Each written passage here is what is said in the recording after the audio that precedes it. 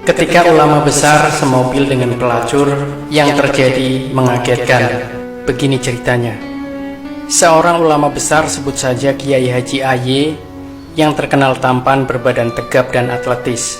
Bila sarung, sorban dan kopiahnya lepas dari tubuhnya, tidak ada yang bakal percaya yang bersangkutan seorang kiai, karena beliau mirip bule Eropa, Amerika atau Australia. Tak heran kalau banyak wanita terpesona dan mungkin menggoda. Seperti yang diviralkan akun FB Albar, suatu hari beliau ada undangan mengisi pengajian di Jepara. Saat di perjalanan, mobil yang beliau tumpangi berhenti di sebuah lampu merah, dan saat itu beliau duduk di samping sopir dengan melepas sorban dan kopiah yang dipakainya. Tiba-tiba seorang wanita muda, menor dan sedikit norak, seksi menghampirinya. Wanita penghibur yang sering di label PSK itu mengira bila lelaki gagah dalam mobil adalah turis banyak duit yang sedang mencari kesenangan di Indonesia. "Malam om, malam, ikut dong om, boleh ya?" "Oh, boleh, silakan masuk." Tanpa babi bu, wanita muda itu bergegas masuk mobil. Pintu ditutup dan mobil mulai jalan. "Mau kemana om? Butuh aku nggak?"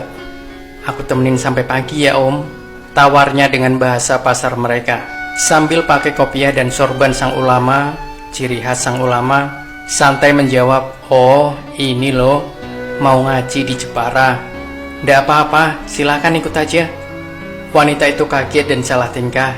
"Oh, jadi bapak ini kiai ya?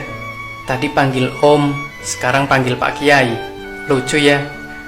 Sang ulama tersenyum geli. "Maaf kiai, saya benar-benar tidak tahu. Sekali lagi maaf." Wanita itu kian tegang dan raut wajahnya pucat ketakutan.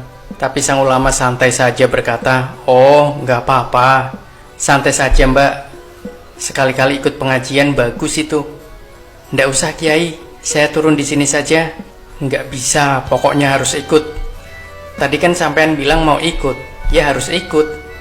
"Tapi saya kan nggak pakai jilbab kiai." "Gampang, nanti tak pinjem jamaah." "Tapi saya malu kiai." "Loh, sampean jadi pelacur ndak malu? Kok pengajian malah malu? Piye toh?" "Bagaimana ini kiai?" Wanita itu makin salah tingkah. "Saya takut kiai. Tadi bilang malu, sekarang katanya takut."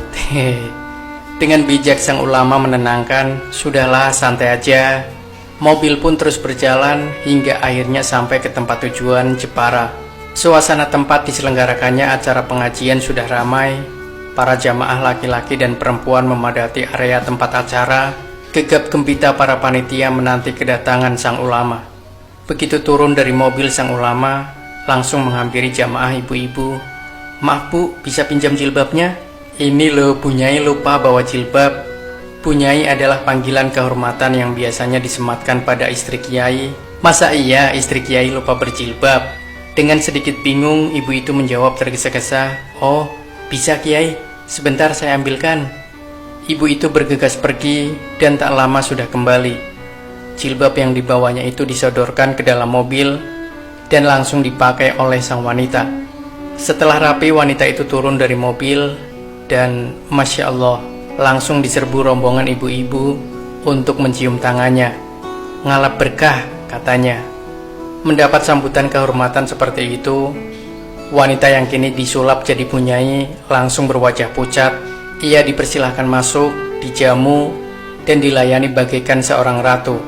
Ada haru campur malu menyelinap di hatinya. Pengajian pun digelar dengan seksama. Sang ulama menjadi pembicara yang luar biasa.